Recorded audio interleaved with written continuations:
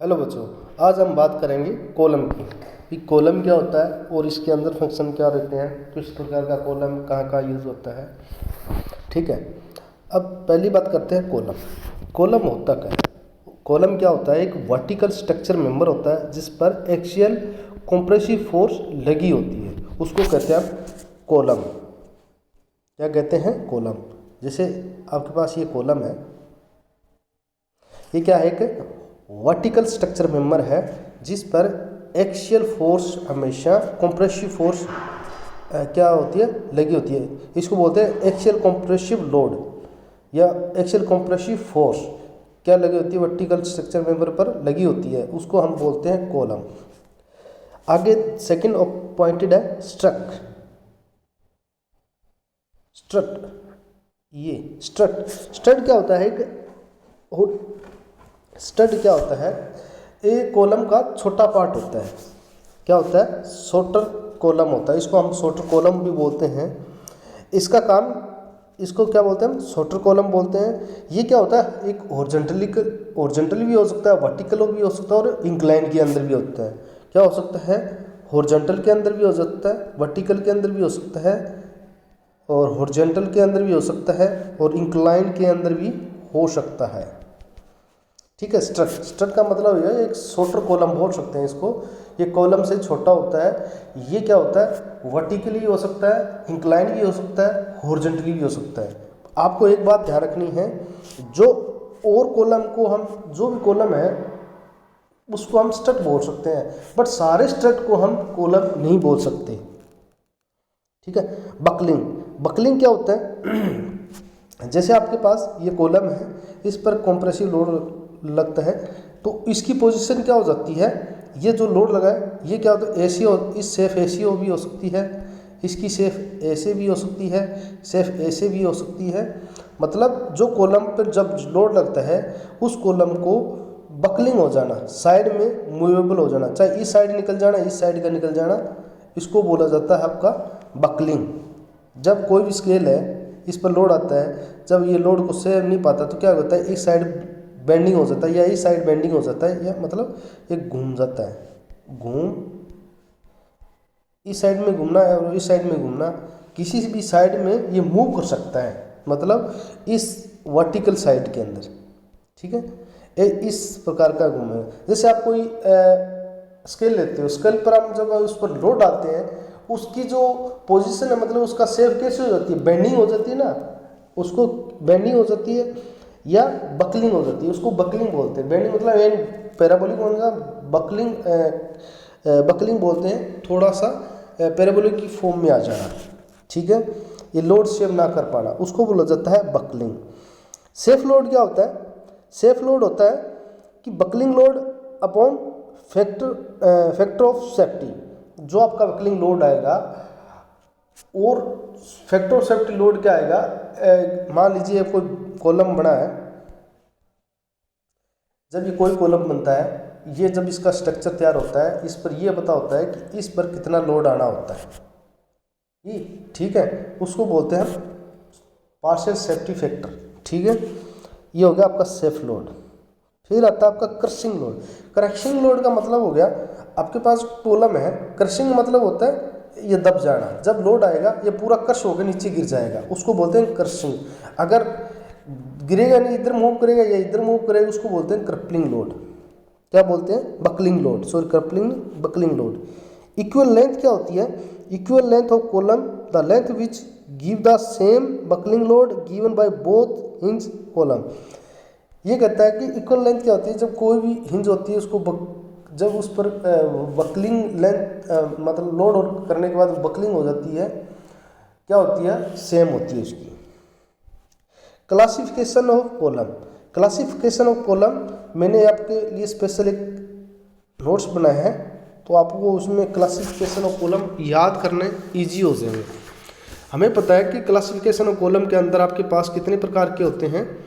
3 प्रकार के होते हैं। एक तो शॉर्ट कॉलम, एक होता है मीडियम कॉलम, एक होता है लॉन्ग कॉलम। ठीक है। अब शॉर्ट कॉलम के अंदर क्या होता है? जो सिलेंडर रेशो होता है वो लेस देन होता है। मैंने आपको सिलेंडर रेशो के अंदर बताया है कुछ। सिलेंडर रेशो रहता है, पहले हम सिलेंडर रेशो की बात करते हैं, फिर आते हैं इसमें। पहला अपना रह गया था ये 2 नंबर के अंदर डेफिनेशन के अंदर आ जाता है स्लेंडरनेस रेशो। क्या बोलते हैं इसको? Slenderness ratio. स्लेंडरनेस रेशो का मतलब क्या होता है? लेंथ ऑफ कॉलम, जो लेंथ ऑफ कॉलम उसका minimum radiation of gradation. Length of column को हम स्मॉल एल से लेते हैं और जो मिनिमम रेडिएशन ऑफ ग्रेडेशन को हम लेते हैं के। ठीक है, एल बाई के को हम बोलते हैं सिलेंडर रेशो। इसका मतलब हो गया लेंथ ऑफ कॉलम, जो कॉलम उसकी लेंथ किससे डिवाइड करेंगे हम? मिनिमम उसका ग्रेडेशन पर। ठीक है, हमें पता है के क्या होता है। के क्या होता है हमने पहले डिफाइन किया, ये होता है 1 under root moment of inertia minimum upon area. ये होता है आपका k. Minimum gradation of radiation of gradation क्या होता है? Under root minimum inertia upon area, इसको बोलते हैं हम के। ठीक है, सिलेंडर रेशो आपको समझ में आ गया? जिस सिलेंडर रेशो की वैल्यू ज़्यादा होगी या कम होगी उस कॉलम को हम क्या बोल रहे हैं। अब आता है कॉलम के टाइप्स। कॉलम के टाइप्स के अंदर आपके पास क्या है? 3 प्रकार के कॉलम होते हैं। शॉर्ट कॉलम, देखो शॉर्ट कॉलम में क्या कहते हैं कि आपकी सिलेंडर रेशो क्या होती है? लेस देन होती है 32 से। कि सिलेंडर रेशो की जो रेशो होगी वो आपकी 32 से कम होगी। और मीडियम साइज में जो कॉलम की रेशो होगी वो होगी cylinder ratio between, medium size के अंदर क्या रहेगी सिलेंडर रेशो की? वो बिटवीन रहती है 32 से 120। अगर हम लॉन्ग कॉलम की बात करेंगे तो सिलेंडर रेशो की वैल्यू कितनी रहेगी? आप इसके अंदर इसकी रहेगी मोर देन 120। क्या होता है सिलेंडर रेशो? इसकी वैल्यू कितनी रहेगी? अगर ऐसा आ जाता है इसको हम बोलते हैं लॉन्ग कॉलम। अगर ये ऐसा आ जाता है एल बाई के 32, इसको बोलते हैं शॉर्टर कॉलम। अगर ऐसा आ जाता है एल बटे के, मतलब ये हो गया सिलेंडर रेशो। क्या हो जाता है? इसकी रेंज तो क्या रहती है? 32 से 120 रहती है। इसको बोलते हैं मीडियम कॉलम।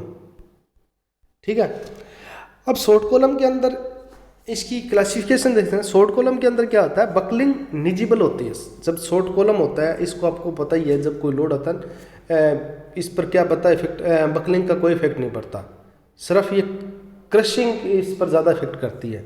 ठीक है, कि जितना छोटा होगा बकलिंग तो होगा नहीं, उससे सिर्फ क्रशिंग होगा।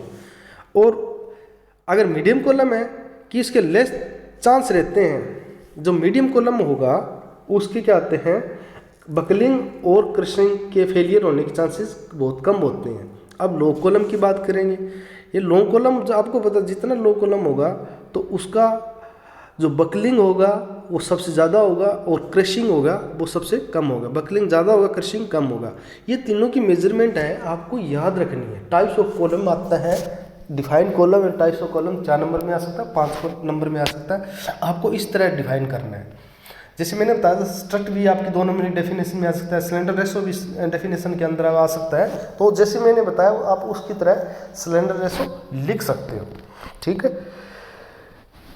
अब आता है कि एंड कंडीशन ऑफ कॉलम। अगर आपके पास 10 नंबर में क्वेश्चन देता है कॉलम की डिफाइन करो, फिर कॉलम को आपको सिलेंडर रेशो के हिसाब से बताना है। ये types of column cylinder ratio के हिसाब से है, सिलेंडरनेस रेशो के हिसाब से है। ये आ जाता है and condition of column. And condition of column मतलब कॉलम किस प्रकार का है, हिंज है या फिक्स है या कंटिन्यूस है। ठीक है, इस प्रकार का कॉलम को हम क्या बोलते हैं? And condition of column. जैसे इसमें 4 प्रकार के कॉलम होते हैं आपके, बोथ एंड हिंज, कि जो आपका दोनों एक साइड से फिक्स है, दूसरे साइड से हिंज है, मतलब हिंज है, वो साइड से हिंज है, कोई चीज़ फिक्स नहीं है। बोथ एंड फिक्स, दोनों साइड से फिक्स हैं। और 1 एंड फ्री और अदर हैंड हिंज, एक कहता है एक तो फिक्स है, दूसरा हैंड क्या फ्री है, हिंज है मतलब लटका हुआ है। और 4 देता है 1 and fix and other and free, कि एक भाग फिक्स है दूसरा क्या है फ्री है। इसको बोलते हैं हम 1 and fix and other and free को हम बोलते हैं कॉलम। अब इसके अंदर आपको क्या रखना है, याद रखनी है इसकी लेंथ, जो आपके न्यूमेरिकल के अंदर बहुत काम आती है, बहुत ज़्यादा काम आती है। न्यूमेरिकल के अंदर दिया होता है कि कौन सा आपका कॉलम दिया होगा तो आपको वहाँ लेंथ कौन सी लेनी पड़ेगी। ठीक है, अगर आपके पास वहाँ बोथ एंड हिंज की बात करता है, वहाँ आपकी लेंथ क्या होगी, L equal to L, small l। L capital L का मतलब होगा इफेक्टिव लेंथ और स्मॉल l का मतलब होगा एक्चुअल लेंथ। ठीक है। तो आपके बोथ हैंड हिंज के अंदर क्या आएगा, स्मॉल एल आएगा। अगर आपके पास बात करता है बोथ हैंड फिक्स, तो वो क्या आएगी, L/2। अगर वो कहता है one hand fix other hand hinge, तो आपको क्या लेनी है वहाँ, स्मॉल L/√2। अगर वो बात करता है वन हैंड फिक्स और अदर हैंड फ्री, तो वहाँ आपको लेंथ कितनी लेनी है, 2L। ये आपको याद रखनी है, ये आपको वहाँ लेनी है लेंथ, ठीक है। ये चीज़ें ध्यान रखना। ये अपना हो गया, मैंने बता दिया लेंथ के बारे में, ये लेंथ के बारे में हो गया, ठीक है। अब आ जाता हूँ, अब आ जाओ आगे, यूलर थ्योरी। यूलर थ्योरी के अंदर क्या है, आपको उसका फार्मूला याद करना है। ये यूलर थ्योरी के अंदर क्या करना है, फार्मूला। इसको कैसे डिनोट करते हैं, P/E। ये कहते हैं यूलर बकलिंग लोड, ये क्रिपलिंग लोड कहते हैं। E क्या होता है इसका, मॉडुलस ऑफ इलास्टिसिटी। I आपको पता है क्या होता है, minimum moment of inertia I axis पर या I वाई पर। L क्या होता है, इक्वल लेंथ ऑफ कॉलम, भाई किसी कॉलम की लेंथ। अब आपके पास जो मैंने पीछे बताया था, अब इस कॉलम की ये आपको टेबल सबसे इम्पोर्टेंट है और ये आपको याद रखनी है। वो अगर क्वेश्चन के अंदर ये पूछता है कि यूलर बकलिंग के एक्चुअल के हिसाब से लेंथ बताइए, तो आपको ये लेंथ लिखनी है। अगर आपके पास कोई इस प्रकार का आपके पास कॉलम दे रखा है, उसकी लेंथ आपको ये लेनी है, ठीक है। ये चीज़ें आपको इसमें बहुत ज़्यादा ध्यान रखनी है। और इसमें लिमिटेशन जरूरी नहीं इतनी। रैंकिंग फार्मूला और यूलर फार्मूला के हिसाब से आपके क्या आएंगे, न्यूमेरिकल आएंगे। तो इनके रैंकिंग फार्मूला का और आपका यूलर फार्मूला का आपको जो फॉर्मूला है वो आपको याद करना, सबसे इम्पोर्टेंट वही चीज़ें हैं, ठीक है।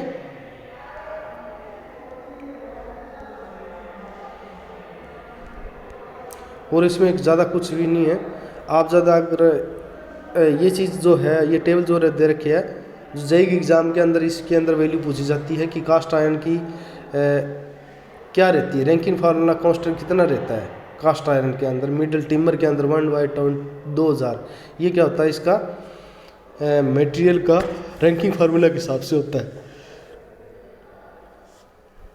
ठीक है। आप देखो न्यूमेरिकल कैसे आएगा। न्यूमेरिकल के अंदर बच्चों आपको सबसे पहले मैंने ये बताया कि फाइंड आउट क्या करना है, और दूसरा आपको देखना है कि किसका न्यूमेरिकल दिया हुआ है।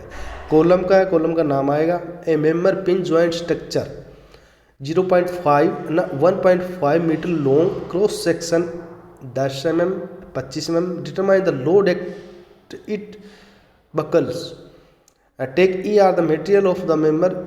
मतलब लोड बकल का मतलब हो गया बकलिंग हो गया। बकलिंग वो कहाँ होता है, कॉलम में होता है, ये तो हमें पता ही है। बकलिंग किसका होगा, कॉलम के अंदर होगा। बकल का आप यूलर फार्मूला को हम बकल भी बोल सकते हैं, ठीक है। ये बकल भी दे सकता है या यूलर फार्मूला भी दे सकता है, find out the Euler formula, ठीक है। अब हमें फाइंड आउट पहले करना है कि इसमें दिया क्या हुआ है। इसमें दिया हुआ है लेंथ क्या है, स्मॉल एल कितना 1.5 मीटर, मीटर में तो आपको mm में बनाना है, तो ये 1500 mm में हो जाएगी।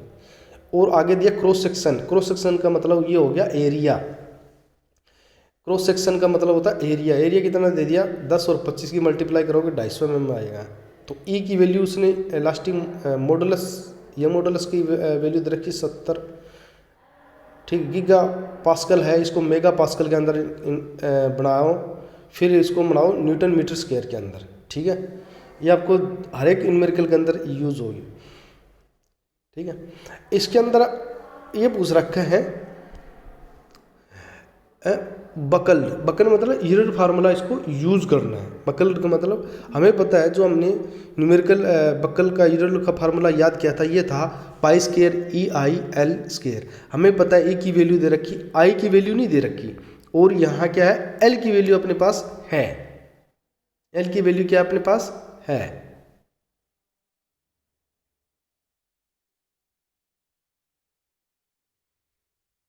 आई कैसे निकलता है, आई मैंने आपको पहले बताया, मोमेंट ऑफ ये आई क्या होता है, इनर्शिया होता है। इनर्शिया आई का देखना होता है किस चीज़ का, पिन स्ट्रक्चर मेंबर का, ये किस प्रकार का स्ट्रक्चर है। इसमें यहाँ क्रॉस सेक्शन एरिया एरिया किसका करिए किया हमने, बी लंबाई गुना चौड़ाई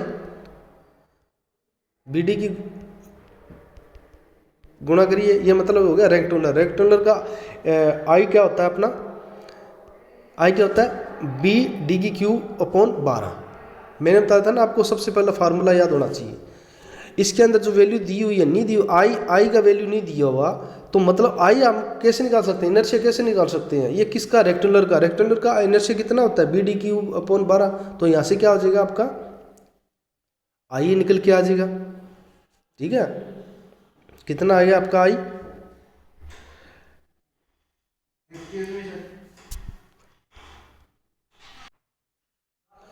हाँ बच्चों अब क्या करा हमने, ये फार्मूला याद किया, हमें पता है इसके अंदर सारी वैल्यू गिवन है, लेकिन एक वैल्यू नहीं है आई हमें वहाँ से निकालें। आई निकल गया आपको। इसमें के की वैल्यू क्या होती है, मैंने बताया था इनर्शिया अपॉन एरिया, इसका अंडर रूट ये किया तो हमने हमारे पास वैल्यू ये आई। लेंथ हमें पता है ये दे रखा है। सिलेंडर रेशो निकालोगे कितना आ गया, इतने बटे एल बटे के होता है। सिलेंडर रेशो क्या होता है एल बटे के की वैल्यू अपने पास आ गई, एल की वैल्यू अपने पास है, तो कितना आ गया 1519। अब 1519 अगर आई की वैल्यू आएगी ये निकाल लो कोई दिक्कत नहीं है, लेकिन आप नया निकालो तो कोई दिक्कत नहीं है। यहाँ पर आप इसके अंदर वैल्यू पुट करो और वैल्यू जब निकालोगे इसकी पीई मतलब आपकी बकलिंग का आ जाएगा। मैंने आपको बताया था हर एक चैप्टर के अंदर आपके फार्मूले याद करने हैं और फार्मूले को ड्राइव करना आना चाहिए क्या है। उस फार्मूले के अंदर एक दो वैल्यू निकालनी होती है। आई तो हर बार ही आता है, ये क्या आता है आई हर बार आता है। मैं इस प्रकार फोर्स देता हूँ, आई जब निकालना आ गया गिवन जो वैल्यू आपको नोट करनी आ गई तो आपको न्यूमेरिकल हो गया, कोई दिक्कत नहीं उसमें। ठीक है,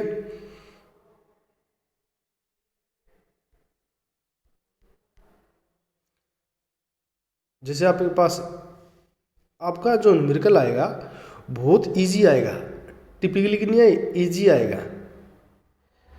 अब देखो इसमें क्या है, आपके पास डी दे रखे हैं, इस न्यूमेरिकल के अंदर डी दे रखा है। ये क्या कहता है safe load structure with the Euler formula कि find out the safe load निकालना है एरर फार्मूला के हिसाब से। ठीक है, अब देखो क्या करना है। अब हमें पता है डी दे रखा है, इसको सेंटीमीटर को mm में लेंगे, लेंथ को मीटर mm में लेंगे। ई की वैल्यू दे रखी है, एफ एस दे रखा है पार्शियल सेफ्टी फैक्टर, मतलब एफ ओ एस क्या दे रखा है 3, एफ ओ एस कितना दे रखा है 3। क्रिपलिंग लोड अपॉन मैंने बताया ना सेफ लोड क्या होता है पार्शियल सेफ्टी फैक्टर। ठीक है, इनर्शिया निकालेंगे, इनर्शिया पाई बाई 64 D4 कैसे आ गया भाई, क्योंकि यहाँ क्या है सॉलिड राउंड बार मतलब ये सर्कल का आ गया। सर्कल का हमें मोमेंट इनर्शिया कितना होता है पाई बाई 64 D की 4। डी हमारे पास इसमें गिवन है कितना है 6 सेंटीमीटर दिया, उसको mm में कन्वर्ट करें तो क्या आएगा 60 mm, तो वहाँ 4 करेंगे तो अपने पास ये आ गया। तो हमें पता है इसकी लेंथ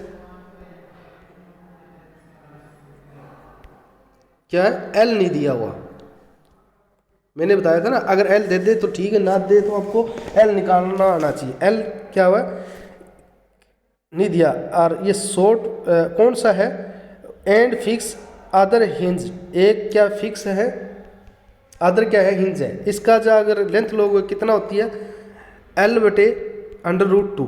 मैंने बताया था इस कॉलम के अंदर आपको एरर फार्मूला के हिसाब से निकालना पड़ेगा या आपको रैंकिंग फार्मूला के हिसाब से निकालना पड़ेगा, वो पूछेगा। दूसरा, अगर वहाँ लेंथ किसी फार्मूले के अंदर लेंथ ना दी हो, अगर दी हो तो ठीक है, ना दी हो तो आपको डिफाइन करना है कि वो आपका कॉलम कौन सा है। पहले वो कॉलम डिफाइन करो, उस कॉलम को आप जैसे इस कॉलम के अंदर दे रखा है ये रहा कॉलम दिया होगा कौन सा है, तब आप लेंथ डिफाइन कर पाओगे ना। ठीक है,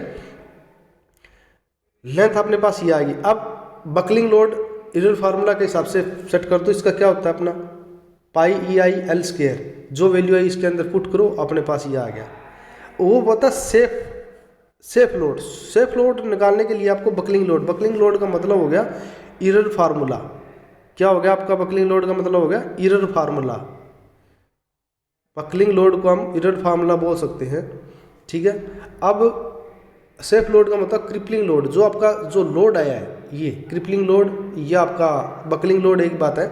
अपॉन एफओएस, उसको एफओएस से भाग कर दो। एफओएस की पार्शियल सेफ्टी फैक्टर का मेरे पास दिया हुआ है 3, ये देखो इसकी वैल्यू दी हुई है पार्शियल सेफ्टी फैक्टर की 3। एफओएस का मतलब पार्शियल सेफ्टी फैक्टर, इसकी वैल्यू 3 दी है, इससे भाग से 3 से दोगे तो आपका सेफ लोड आ गया। इसके अंदर हम देख रहे हैं बार बार यही है, हमें लेंथ नहीं दी है तो लेंथ निकालने के इरिड फार्मूला यूज़ करना है। हमारे पास न्यूमेरिकल हो गया। रेक्टेंगुलर का तो आई सेक्शन यूज़ करेंगे, सर्कल का उसका आई इनर्शिया यूज़ करेंगे हमें। अब मैंने आपको बताया था तीनों चारों चैप्टर के अंदर आपको करने के लिए वो जो मैंने फर्स्ट बताई थी, I section, I axis, I Y Y, rectangular के अंदर, सर्कल के अंदर या ट्रायंगल के अंदर, तीनों के फार्मूले आपको याद करने, हर एक के अंदर यूज़ होंगे। फिर आपको सारे को सारा क्या फार्मूले याद करने पड़ेंगे। एक के फार्मूले याद होने के बाद सारों के फार्मूले याद हो जाएंगे। इरेगुलर फार्मूला आपको याद करना पड़ेगा। इस कॉलम का आपका कोई भी क्वेश्चन नहीं निकलेगा। अगर इरेगुलर फार्मूला याद हो जाता कॉलम का क्वेश्चन हो पाएगा। डिफ्लेक्शन के अंदर जो उनके डिफ्लेक्शन के फार्मूले आएंगे वो सारे वो याद करने के डिफ्लेक्शन के होते हैं। कॉलम का एक क्वेश्चन आता है 10 नंबर के न्यूमेरिकल के अंदर, थ्योरी के अंदर इसका पोर्शन भी आएगा, सबसे इंपॉर्टेंट है और सबसे इजी है। ठीक है बच्चों, ये था इसका न्यूमेरिकल और थ्योरेटिकल पोर्शन कर लेना। Okay, thank you.